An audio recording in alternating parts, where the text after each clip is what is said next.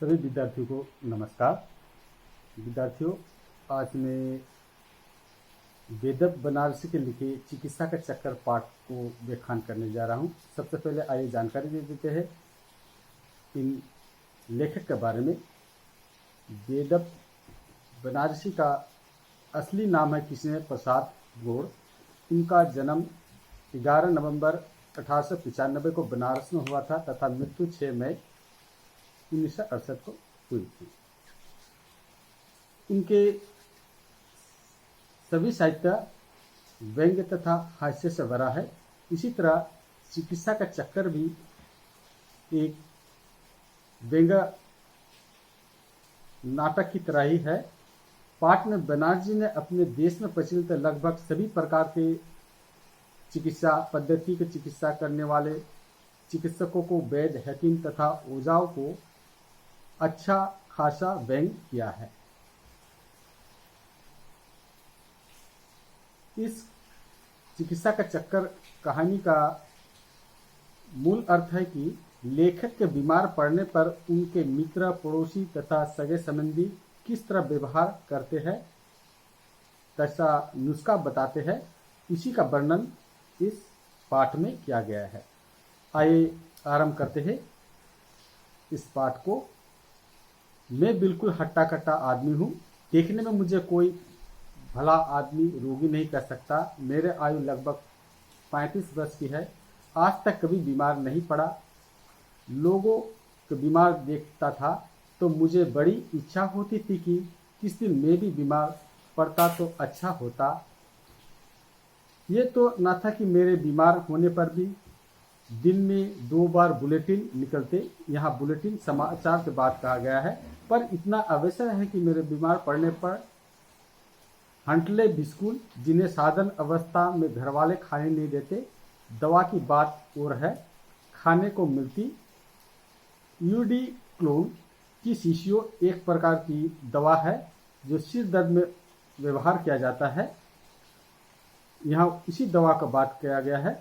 सिर पर कोमल करो से बीबी उढेल कर मलती। करो यानी कि हाथ यहाँ कहा गया है, उढेल कर मतलब लगाकर मलती। और सबसे बड़ी इच्छा होती थी कि दोस्त लोग आकर मेरे सामने बैठते और गंभीर मुद्रा में साधन पूछते, कहिए वैद्य जी कैसा तबीयत है, किसकी दवा चल रही है, कुछ फायदा हुआ कि नहीं।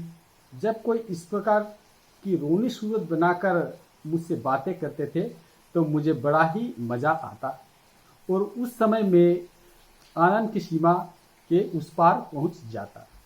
हाँ, तो एक दिन मैं हॉकी खेलकर आया, कपड़े उतारते, स्नान किया, शाम को ही भोजन कर लेते, मेरी आदत है। पर आज मेस में रिफ्रेशमेंट, मैंने हल्का फुल्का जलपान, रिफ्रेशमेंट कहते हैं, मैं खा लिया। इसलिए भूख न थी। श्रीमती जी ने मुझे खाने के लिए बुलाया, पर मैंने कहा कि मैं विशेष एक प्रकार की मिठाई खाया हूँ, मुझे भूख नहीं है। उन्होंने कहा, विशेष न सही, साधारण सही, मुझे आज सिनेमा जाना है, अगर आप खा लेते तो मैं सिनेमा चली जाती। उसके बाद मैं टाल नहीं सका और मैं थोड़ा खाना खाया, 12 पूरियाँ और हर रोज की तरह आधा कप मलाई। खा चुकने के बाद में पता चला कि प्रसाद जी के वहाँ से रसगुल्ले आए हैं, तो उन रसगुल्लों को अगर आज मैं नहीं खाऊं कल तक वो खट्टा पड़ जाएगा। इसलिए मैं उनमें से 6 रसगुल्ले खा लिए और चारपाई पर लेट गए। मैं छायावादी कविता की तरह सूक्ष्म नहीं थे, स्थूल थे। सूक्ष्म या पतले दुबले लोगों को कहा गया है। इस स्थूल का अर्थ होता है मोटा। एकाएक 3 बजे रात को नींद खुली। नाभि के नीचे दाहिने और पेट में दर्द सा मालूम पड़ने लगा। बड़ी बड़ी सुइयां लेकर कोच रहा है ऐसा लगने लगा, परंतु मुझे भय नहीं मालूम हुआ, क्योंकि ऐसे समय में मेरे पास एक रामबाण औषध है जिनका नाम है अमृत धारा। इसकी शीशे में लेखक के पास मौजूद थे। अगर उसके 1-2 बूंद में खा लूँ तो लेखक जी सोच रहे थे कि मैं आराम हो जाऊंगा। तो वो 1-2 बूंद खा लिए, दोबारा दवा पिए, तीसरा बार पिए, उसके बाद भी लेखक को कुछ आराम नहीं महसूस हुआ। प्रातःकाल होते ही शीशी समाप्त हो गई। दर्द में किसी प्रकार की कमी न हुई। प्रातःकाल डॉक्टर का वहाँ एक आदमी को भेजा गया। डॉक्टर साहब सरकारी अस्पताल के कर्मचारी थे। वो एक इक्के पर यानी कि टांगा पर तशरीफ लाए पहुंचे। सूट तो वो ऐसा पहने थे, मालूम पड़ता था कि प्रिंस ऑफ वेल्स के वेलेंटो में है। ऐसे सूट वाले को इक्क पर आना वैसा ही मालूम होता जैसे कि लीडरों को मोटर गाड़ी छोड़कर पैदल चलना। मैं अपना पूरा हाल भी न कर पाया। डॉक्टर साहब बोले, जुबान दिखलाइए, यानी कि टांग। प्रेमिकों को मजा प्रेमिकाओं को आंख देखने में आता है, शायद वैसा ही डॉक्टर को जुबान देखने में आता होगा। डॉक्टर महोदय मुस्कुराए और बोले, घबराने की कोई बात नहीं, दवा पीजिए, 1-2 खुराक में आपको दर्द गायब हो जाएगा। जैसे कि हिंदुस्तान से सोना गायब होता रहा। मैं तो दर्द से बेचैन था। डॉक्टर साहब का साहित्य का मजा लूट रहे थे। चलते चलते बोले, अभी अस्पताल खुला ना होगा, नहीं तो मैं आपको वहां से दवा उपलब्ध करा देता था। खैर, आप इस दवा चंद्रकला फार्मेसी से ले आइए, वहां दवाएं ताजी मिलेगी, यानी कि फ्रेश मिलेगी। बोतल में पानी गर्म करके सेकिएगा, दवा भी ले लीजिएगा। गर्म बोतलों को सेकने में आराम हुई। सेकते सेकते छाले पड़ गए, पर दर्द का कमी न हुई। दोपहर हुआ, शाम हुई, पर दर्द मुझे ऐसा प्रेम दिखाया कि हटने का नाम ही नहीं ले रहा था। लोग देखने के लिए आने लगे। मेरे घर पर मेला जैसा हो गया। ऐसे ऐसे लोग आए कि कहाँ तक लिखूं। हाँ, एक विशेषता थी कि जो आता एक न एक अपना नुस्खा जरूर लेकर आता था। किसी ने कहता कि क्या दवा ली, क्या पी रहे हो, हींग खा लो, वगैरह वगैरह। किसी ने कहा चूहा खिला दो, किसी ने कहा चूना खिला दो। खाने के लिए सिवा जूते की और कोई चीज बाकी न रहा जिसे लोगों ने ना बताई हो। 3 दिन बीत गए, दर्द की कमी ना हुई। लोग आते मुझे देखने के लिए, पर चर्चा छिड़ती रही। प्रसाद जी का अमुक नाटक रंगमंच की दृष्टि से कैसा है? राय कृष्णदास के हफ्ते में 9 बार दाढ़ी क्यों बनाते हैं? मुझे भी बोलना ही पड़ता, और ऊपर से पान सिगरेट का चपत लगता। भला दर्द का कमी कहाँ से होती? आखिर में लोगों ने कहा कि तुम कब तक इस तरह से पड़े रहोगे, किसी दूसरे दवा करो। लोगों को सलाह, डॉक्टर चुनानाथ कातर जी को बुलाने की सलाह हुई। आप लोग डॉक्टर साहब का नाम सुनकर हंसेंगे, पर ये मेरा दोष नहीं है, उनके माँ बाप का दोष है। यदि उनका नाम रखना होता तो अवश्य कोई साहित्यिक नाम रखता। वे थे यथा नाम तथा गुण। आपकी फीस 8 रुपये थी और मोटर का 1 रुपया अलग से। आप लंदन के FRCS, एक प्रकार की डॉक्टरी डिग्री है ये। कुछ लोगों को सौंदर्य से रात में बढ़ जाता है, वैसे तो डॉक्टर की फीस रात में बढ़ जाती है। खैर, डॉक्टर साहब बुलाए गए। आते ही हमारे हाल पर रहम किया और बोले, मिनटों में दर्द गायब हुआ जाता है, थोड़ा पानी गर्म कराइए, तब तक ये दवा मंगवाइए। एक पुर्जे पर अपने दवा लिखे। पानी गर्म हुआ, 2 रुपए की दवा आई। डॉक्टर बाबू ने तुरंत ही एक छोटी सी पिचकारी निकाली, उसमें एक लंबी सुई लगाई। पिचकारी की दवा भरी और पेट में वो सुई कोंच कर दवा डाली। डॉक्टर साहब कुछ कहकर और मुझे सांत्वना देकर चले गए। उसके बाद मुझे नींद आ गई। मैं सो गया। मेरी नींद का खुली कह नहीं सकता, पर दर्द की कमी हो चली और दूसरे दिन प्रातःकाल पीड़ा रफू चक्कर हो गई थी। कई सप्ताह मुझे पूरा स्वस्थ होने में लगे। बराबर डॉक्टर चूहानाथ कातर जी की दवा पीता रहा। 18 आने की शीशे प्रतिदिन आती थी। 18 आने यानी कि 1.5 रुपया का शीशा प्रतिदिन आते थे। दवा के स्वाद को क्या कहना, शायद मुर्दे के मुंह में डाल दी जाए तो तिलमिला उठे। 15 दिन के बाद मैं डॉक्टर साहब के घर गया उन्हें धन्यवाद देने के लिए।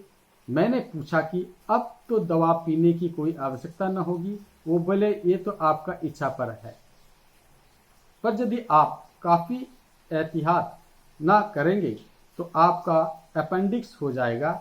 आपकी श्रीमती जी बड़ी भाग्यवती है। अगर 6 घंटे की देर और हो जाती तो उन्हें जिंदगी भर रोना पड़ता। वो तो कहिए कि आपने मुझे बुला लिया, अभी कुछ दिनों दवा पीजिए। इसी बीच में डॉक्टर महोदय ने ऐसे ऐसे मर्जों को सुनाए, मर्ज यानी कि रोग के नाम सुनाए कि मेरे तबीयत फड़क उठी। भला मुझे ऐसे मर्ज हुई जिसका नाम साधन क्या बड़े बड़े पढ़े लिखे लोग भी नहीं जानते। मालूम नहीं ये मर्ज सब डॉक्टरों को मालूम है कि केवल हमारे कातर जी को ही मालूम है। खैर, मैंने दवा जारी रखी। अभी 1 सप्ताह भी पूरा ना हुआ था कि 2 बजे दिन के एकाएक सिर पर दर्द होने लगा। डॉक्टर साहब ने जिन जिन भयंकर मर्जों के नाम लिया था उनका स्वरूप मेरी रोती हुई आंख के सामने नृत्य करने लगा। मैं सोचने लगा कि हुआ हमला उन्हीं में से किसी एक मर्ज का। तुरंत डॉक्टर साहब ने यहाँ आदमी दौड़ाया कि इंजेक्शन का सामान लेकर चलिए। वहां से आदमी बिना मांगी पत्रिका की भांति लौट कर आया कि डॉक्टर साहब कहीं गई है। इधर मेरी हालत क्या थी उसका वर्णन यदि सरस्वती शॉर्ट हैंड से भी लिखे तो संभवतः समाप्त न हो। हवाई जहाज के पंखे की तेजी के समान वो करवटें बदल रहा था। इधर मित्रों और घर वालों को कॉन्फ्रेंस हो रही थी कि अब कौन बुलाया जाए, पर निःशस्त्रीकरण सम्मेलन की भांति मेरे बगैर हथियार की भांति कोई ना कोई किसी की बात मानता, न कोई निश्चित हो पाता कि ये करना चाहिए। मालूम नहीं लोगों में क्या क्या बहसें हुई, कौन कौन से प्रस्ताव फेल हुई, कौन सा पास। अंत में हमारे मकान के बगल में रहने वाले पंडित जी की विजय हुई। आयुर्वेद चार्य, रसंग रंजन चिकित्सा, मादट कविराज पंडित सुखदेव शास्त्री को बुलाने की बात तय हुई। एक सज्जन उन्हें बुलाने के लिए भेजे गए। कोई 45 मिनट बीत गए, परंतु न वैद्य जी आए न भेजे हुए सज्जन ही आए। पता चला एक और दर्द आयकर की तरह बढ़ता जा रहा था। दूसरी ओर इन लोगों का भी पता नहीं और भी बेचैनी बढ़ी। अंत में जो साहब गए लौटे, वो बोले, वैद्य जी ने बड़े गौर से पत्र देखा और कहा कि अभी बुध के संक्रांति वृत्त में शनि की स्थिति है। 31 पल 9 विपल में शनि बाहर हो जाएगा और 1.5 घड़ी एकादशी का योग है। उसके समाप्त होने पर मैं चलूंगा। सुनकर मेरा कलेजा कबाब हो गया, मगर वे आए, अतएव बुलाना ही आवश्यक था। मैंने फिर उन्हें भेजा। कोई आधे घंटे बाद वैद्य जी एक पालकों पर तशरीफ लाए। आकर आप मेरे सामने कुर्सी पर बैठे। आप धोती पहने हुए थे और कंधे पर एक सफेद दुपट्टी डाले हुए थे। उसके अतिरिक्त शरीर पर सूत के नाम पर जनेऊ था, जिसका रंग देखकर ये शंका होती थी कि कविराज जी कुश्ती लड़कर आ रहे हैं। वैद्य जी ने कुछ न पूछा, पहले नाड़ी हाथ में ली। 5 मिनट तक एक हाथ की नाड़ी देखी, फिर दूसरे हाथ की। बोले, वायु का प्रकोप है।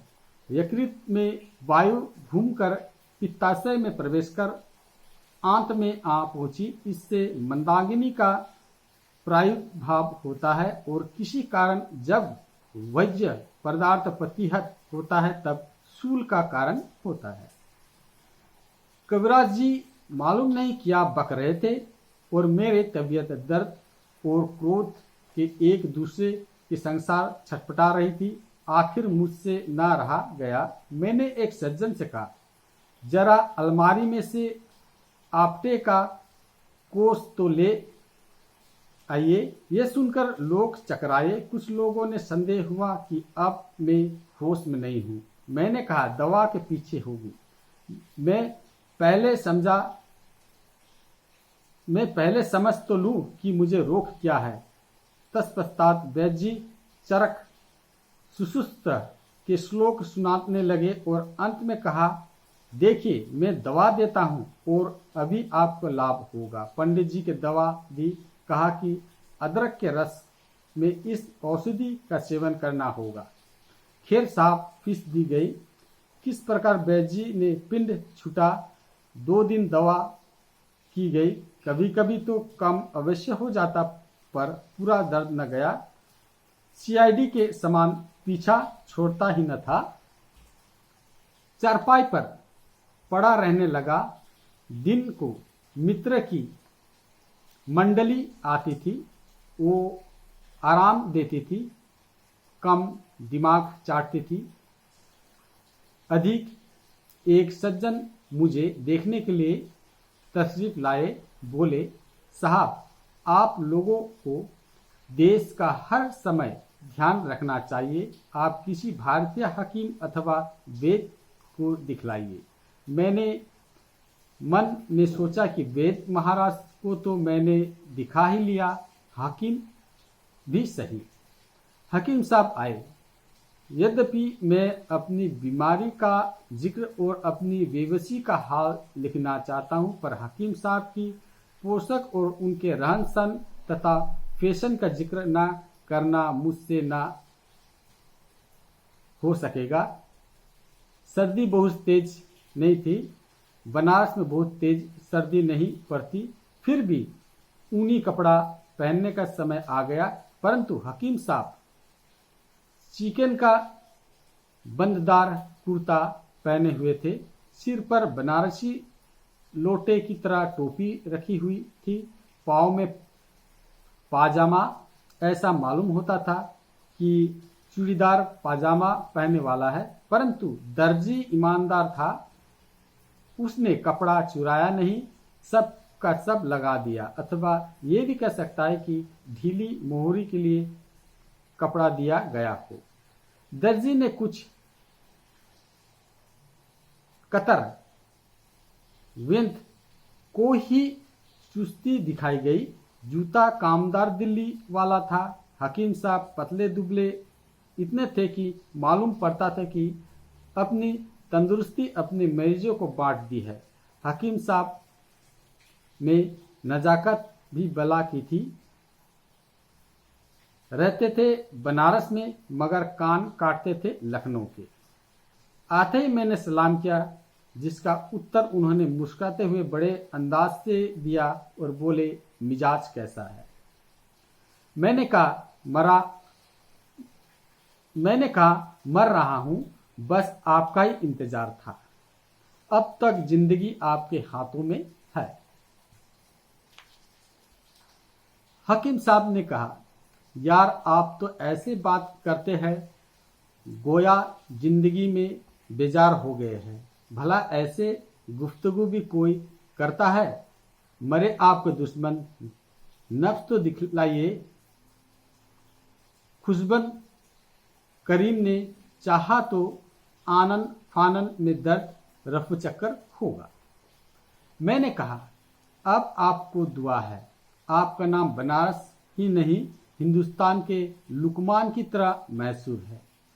लुकमान या मशहूर हकीम के नाम कहा गया है, इसलिए आपको तकलीफ दी गई है।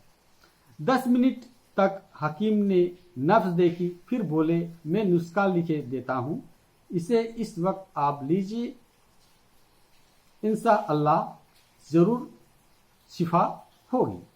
हकीम साहब चलने के तैयार हुए। उठते उठते बोले, जरा एक बात का ख्याल रखिएगा कि आजकल दवाइयाँ लोग बहुत पुरानी रखते हैं। मेरे यहाँ ताज़ी दवाइयाँ मिलती है।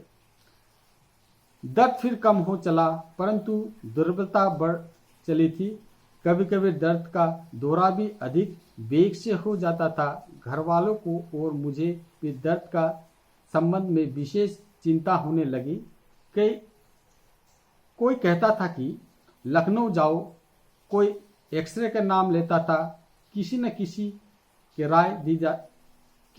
ने राय दी कि जल्द चिकित्सा कीजिए। एक सज्जन ने कहा, ये सब कुछ नहीं, आप होम्योपैथी इलाज शुरू कीजिए, देखिए कितनी शीघ्रता से लाभ होता है। बोले, साहब इन नन्ही नन्ही गोलियों में मालूम नहीं कहाँ के जादू है।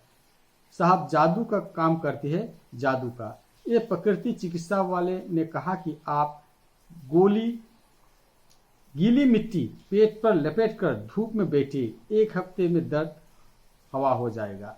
हमारे ससुर साहब एक डॉक्टर को लेकर आए। उन्होंने कहा, देखिए साहब, आप पढ़े लिखे आदमी हैं, समझदार है। मैं बीच में बोल उठा, समझदार ना होता तो आपको कैसे यहाँ बुलाते। इसी बीच मेरी नानी की मौसी मुझे देखते आई। उन्होंने बड़े प्रेम से देखकर बोली, मैं तो पहले से ही सोच रही थी कि ये कुछ ऊपरी खेल है। मैंने पूछा, ये ऊपरी खेल क्या है नानी जी? बोली, बेटा सब कुछ किताब में ही थोड़े लिखा रहता है। बात यह है कि किसी चुड़ैल का फसाद है। मेरी स्त्री और माता की ओर देख कहने लगी, देखो न इसकी बरौनी कैसी बड़ी है, कोई चुड़ैल लगी है, किसी को दिखा देना चाहिए। मैंने कहा, डॉक्टर तो मेरी जान के पीछे लगे हुए हैं, क्या चुड़ैल उनसे भी बढ़कर है? जब सब लोग चले गए तब मेरी पत्नी ने कहा, तुम लोगों की बात क्यों नहीं मान लिया करते हो? कुछ हो या ना हो, इसमें तुम्हारा हर्ज ही क्या है? मेरे दर्द में किसी विशेष प्रकार की कमी न हुई। ओझा से तो किसी प्रकार की आशा न करता, पर बीच बीच में दवा भी होती जाती थी। कुछ लाभ अवश्य हुआ, पर पूरा फायदा न हुआ। मैंने अब पक्का इरादा कर लिया कि लखनऊ जाऊं। जो बात काशी में न थी, लखनऊ में हो सकती है। वहां सभी साधन है। सब तैयार हो चुके थे कि इतने में एक और डॉक्टर को एक मेहरबान लिया आए। उन्होंने देखा, जरा मुंह तो देखूं। मैंने कहा, मुंह जीभ जो चाहे देखिए। देखकर बड़े जोर से हंसे। मैं घबराया। ऐसी हंसी केवल कवि सम्मेलन में सुनाई देती है। मैं चकित भी हुआ। डॉक्टर बोले, किसी डॉक्टर को ये सूझी नहीं, तुम्हें पायरिया है। उसी का जहर पेट पर जा रहा है और सब फसाद पैदा कर रहा है। मैंने कहा, तब क्या करूं? डॉक्टर साहब ने कहा, इसमें करना क्या है? किसी दंत चिकित्सक के यहाँ जाकर दांत निकलवाना पड़ेगा। मैंने अपने मन में कहा, आपको ये तो कहने में कुछ कठिनाई ही नहीं हुई। गोया दांत निकलने वाले में कोई तकलीफ ही नहीं होती। खैर, रात भर मैंने सोचा। मैंने भी यही निश्चय किया कि यही डॉक्टर ठीक कहते हैं। दंत चिकित्सक के यहाँ से पूछवाया। उसने कहलाया कि 3 रुपये फी दांत तुड़वाने के लिए लगेंगे। कुल दांतों के लिए 96 रुपये लगेंगे, मगर मैं आपके लिए 6 रुपये छोड़ दूंगा। इसके अतिरिक्त दांत बनवाई 150 अलग से। यह सुनकर पेट का दर्द के साथ सिर में भी चक्कर आने लगा। मगर मैं ना सोचा कि जान सलामत है तो सब कुछ ठीक है, इतना और खर्च करो। श्रीमती से मैंने रुपए मांगे। उन्होंने पूछा, क्या होगा? मैंने सारा हाल कह दिया। वे बोले, तुम्हारी बुद्धि कहीं घास चरने चली गई है। आज कोई कहता है दांत उखड़ाना, कल कोई कहेगा सारे बाल उखड़ाओ, परसों कोई डॉक्टर कहेगा नाक निचवा डालो, आंखें निकलवा लो। ये सब फिजूल की बातें हैं। खाना ठिकाने से खाओ, 15 दिन में ठीक हो जाओगे। मैंने कहा तुम्हें अपनी दवा करनी थी तो इतने रुपए क्यों बर्बाद कराए। तो विद्यार्थियों, ये थे कहानी का व्याख्यान। आज का क्लास यहीं पर समाप्त होती है।